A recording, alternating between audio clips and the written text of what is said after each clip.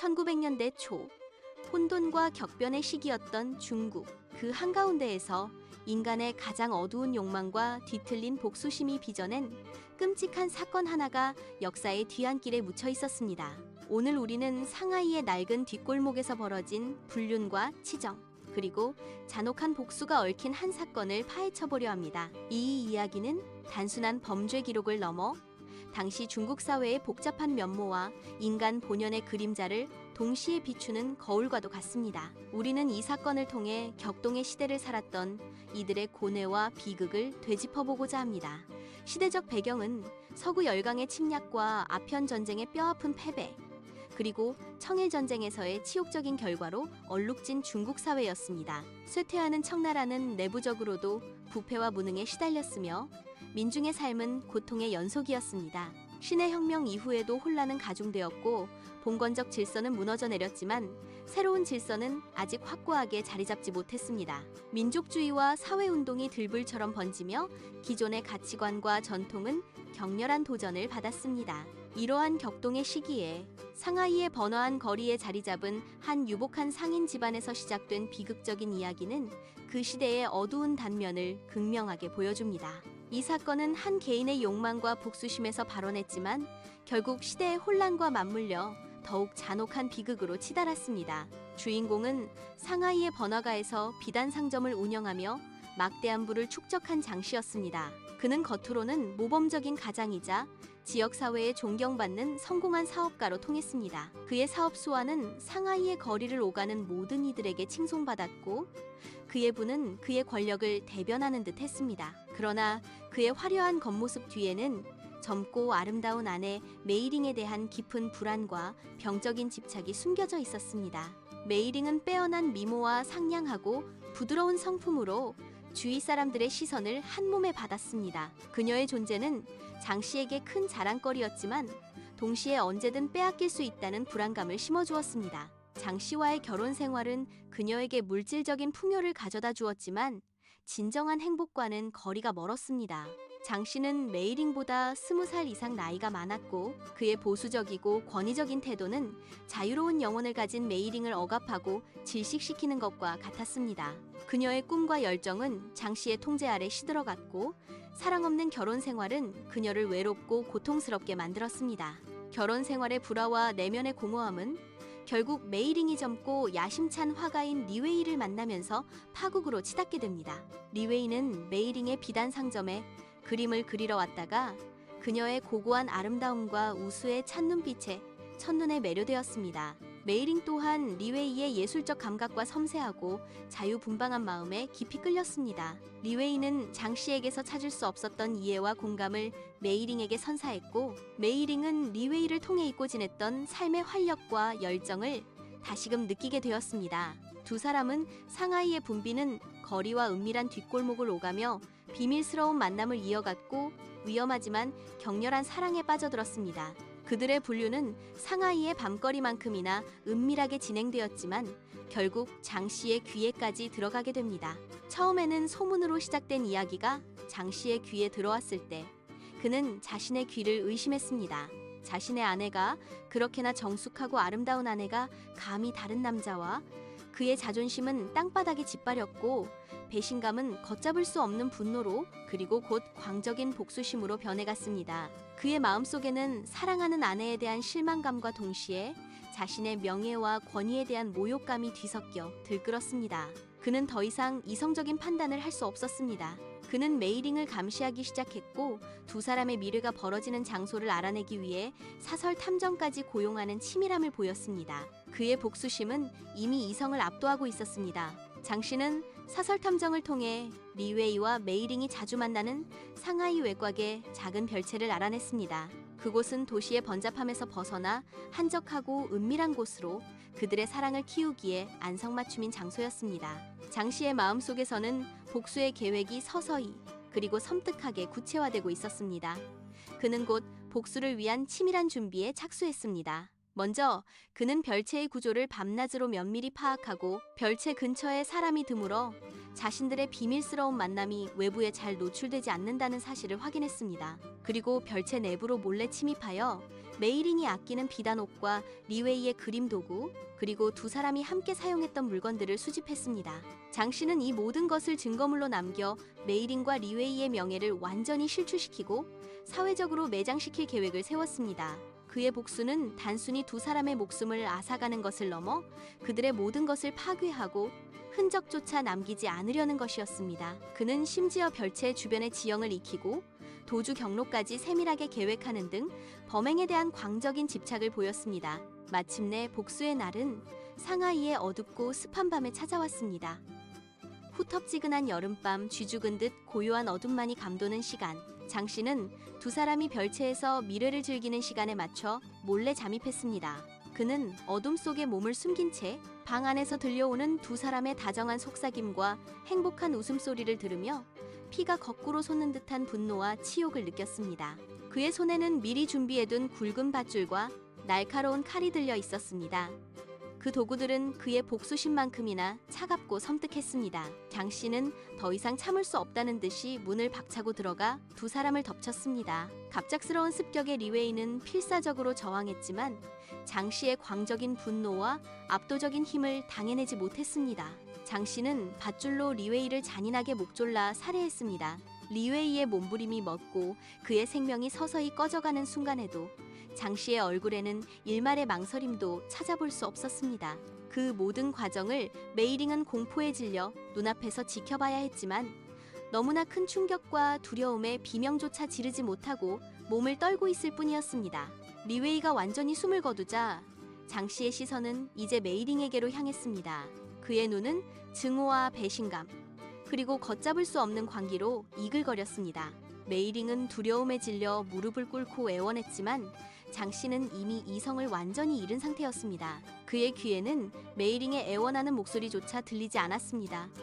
오직 자신을 배신한 아내에 대한 분노만이 가득했습니다. 그는 메이링에게 모든 것을 고백하고 자신의 죄를 인정하며 용서를 빌 것을 강요했습니다. 그러나 메이링은 극심한 공포 속에서도 침묵을 지켰고 이는 장 씨의 분노를 더욱 증폭시키는 기름을 붓는 격이었습니다. 장 씨는 메이링에게 단순히 죽음 이상의 평생 잊지 못할 육체적, 정신적 고통을 안겨주기 위해 더욱 엽기적인 방법을 선택했습니다. 그는 칼을 들고 메이링의 몸에 셀 수 없이 많은 상처를 남겼습니다. 단순히 그녀의 생명을 끊는 것이 아니라 고통을 주고 절망을 안겨주며 그녀의 아름다움을 훼손하고 싶었던 것입니다. 그 과정은 참혹하고 잔인했으며 인간의 상상을 초월하는 극악무도한 행위였습니다. 메이링의 비명은 어둠 속에 묻혔고 그녀의 삶은 그렇게 처참하게 끝을 맺었습니다. 장 씨는 마치 악마에게 홀린 듯 자신의 잔혹한 행위에 몰두했습니다. 살인을 마친 장 씨는 또 다른 복수를 계획했습니다. 그것은 단순히 육체를 파괴하는 것을 넘어 두 사람의 존재 자체를 흔적도 없이 지워버리려는 시도였습니다. 그는 별채 안에 있던 메이링이 아끼던 비단 옷까지, 리웨이의 미완성 그림들, 그리고 두 사람이 함께했던 모든 흔적과 추억이 담긴 물건들을 한 곳에 끌어모았습니다. 그리고는 미리 준비해둔 등유를 그 위에 사정없이 뿌렸습니다. 그의 손에는 성냥불이 들려 있었고 그의 눈은 차갑게 빛나고 있었습니다. 그는 망설임 없이 불을 질렀고 불길은 삽시간에 별채를 집어삼키며 맹렬하게 타올랐습니다. 나무로 된 별채는 순식간에 거대한 불덩이가 되었고 상하이의 어두운 밤하늘을 붉고 섬뜩하게 물들였습니다. 장 씨는 활활 타오르는 불길을 바라보며 싸늘한 미소를 지었습니다. 그는 모든 것을 재로 만들어버림으로써 두 사람의 은밀한 관계와 자신의 치욕을 영원히 지워버리고 싶었던 것입니다. 불길 속에서 모든 것이 소멸되는 모습을 보며 그는 잠시나마 자신 안에 끓어오르던 광적인 복수심이 해소되는 듯한 착각에 빠졌습니다. 그러나 그 순간에도 그의 내면은 이미 돌이킬 수 없는 어둠으로 뒤덮여 있었습니다. 불타는 별채의 연기는 상하이의 밤하늘을 뒤덮었고 멀리서도 그 끔찍한 광경을 목격할 수 있었습니다. 이 끔찍한 사건은 다음 날 아침 도시 전체를 뒤흔들며 신문에 대서특필되었습니다.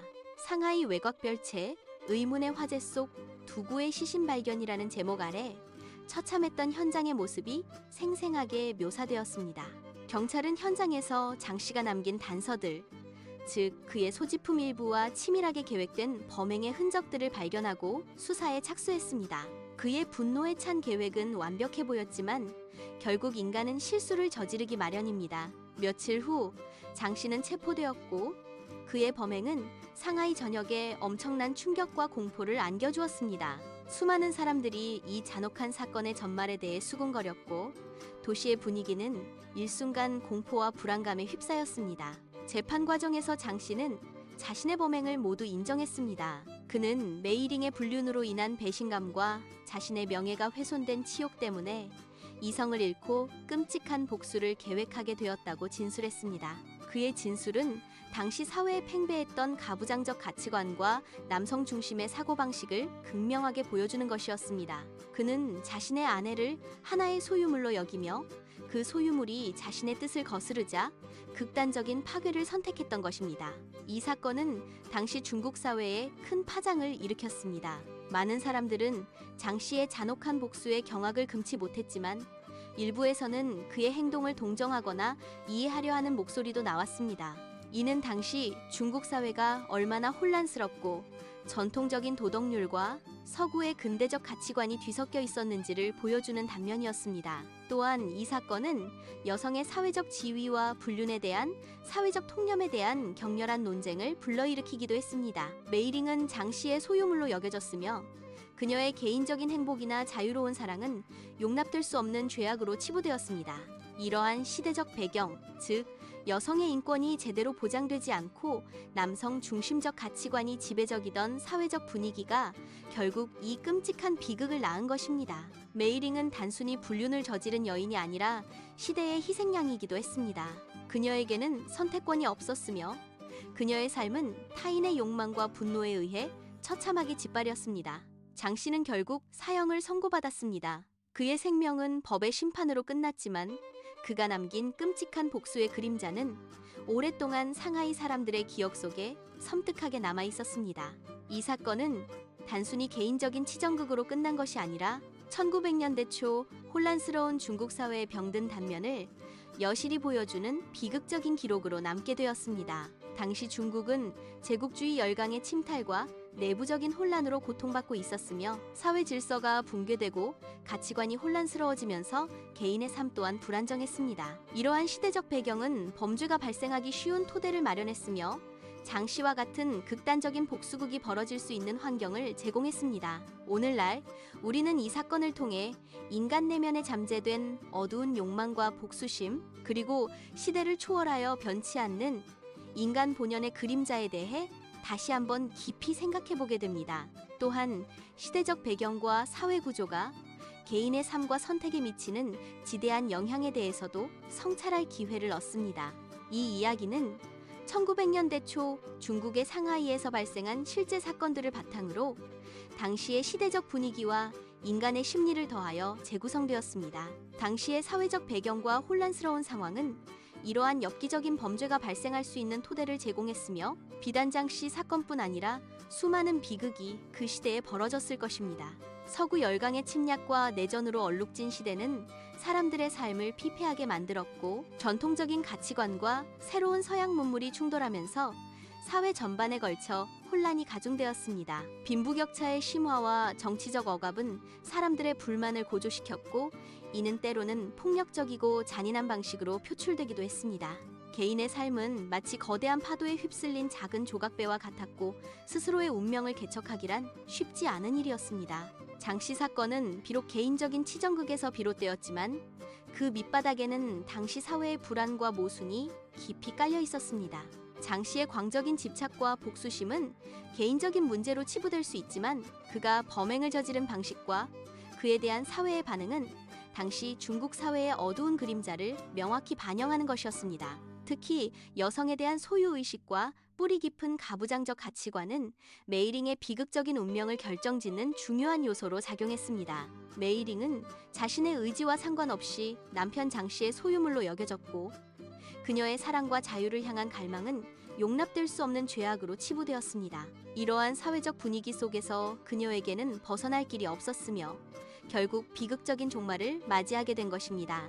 우리는 이 사건을 통해 개인의 자유와 인권이 얼마나 중요한 가치인지를 다시금 깨닫게 됩니다. 이 사건을 통해 우리는 또한 인간의 심리적 복잡성을 깊이 엿볼 수 있습니다. 사랑과 배신, 분노와 복수심은 인간의 가장 강력하고 원초적인 감정들이며, 이러한 감정들이 뒤섞일 때 어떤 끔찍한 결과를 초래할 수 있는지 여실히 보여줍니다. 장 씨는 사랑했던 아내의 배신에 대한 분노와 자신의 명예가 실추되었다는 치욕감으로 이성을 완전히 잃고 잔혹한 살인을 저질렀습니다. 그의 행동은 용서받을 수 없는 극악무도한 범죄였지만, 그 이면에 깔린 인간적인 고뇌와 고통, 그리고 사랑의 본질에 대한 질문 또한 외면할 수 없는 부분입니다. 인간의 마음속에는 선과 악이 공존하며, 어떤 계기로 인해 그 균형이 깨질 때 어떤 비극이 벌어질 수 있는지를 이 사건은 생생하게 증명하고 있습니다. 우리는 장 씨의 심리적 변화 과정을 통해 인간 내면의 어두운 나락을 엿볼 수 있습니다. 이처럼 1900년대 초 중국에서 벌어진 장 씨의 엽기적인 복수극은 단순한 범죄 사건을 넘어 당시 사회의 복합적인 문제들과 인간 본성의 그림자를 통찰할 수 있는 중요한 단서를 제공합니다. 혼란스러운 시대적 배경 속에서 개인의 욕망과 사회적 제약, 그리고 인간 본연의 어두운 감정들이 충돌하며 빚어낸 이 비극은 오늘날 우리에게도 많은 시사점을 던져줍니다. 역사는 단순하게 반복되지 않지만, 인간의 본성과 사회의 구조적인 문제들은 끊임없이 우리에게 질문을 던지며 성찰을 요구합니다. 이 이야기를 통해 우리는 과거의 비극에서 교훈을 얻고 더욱 인간적이고 정의로운 사회를 만들어 나가기 위한 고민을 계속해야 할 것입니다. 장 씨의 이야기는 상하이의 오래된 뒷골목에 묻혀 있는 수많은 비극 중 하나일 뿐이지만, 그 의미는 결코 가볍지 않습니다. 그것은 인간의 어두운 면과 사회의 그림자를 비추는 거울이기 때문입니다. 이러한 사건들은 우리가 인류의 역사와 사회를 이해하는 데 있어 중요한 역할을 합니다. 비극을 통해 우리는 인간성을 배우고 더 나은 미래를 위한 길을 모색해야 합니다. 이 이야기는 단순한 흥미를 넘어 깊은 성찰과 반성을 요구하는 인류의 기록입니다.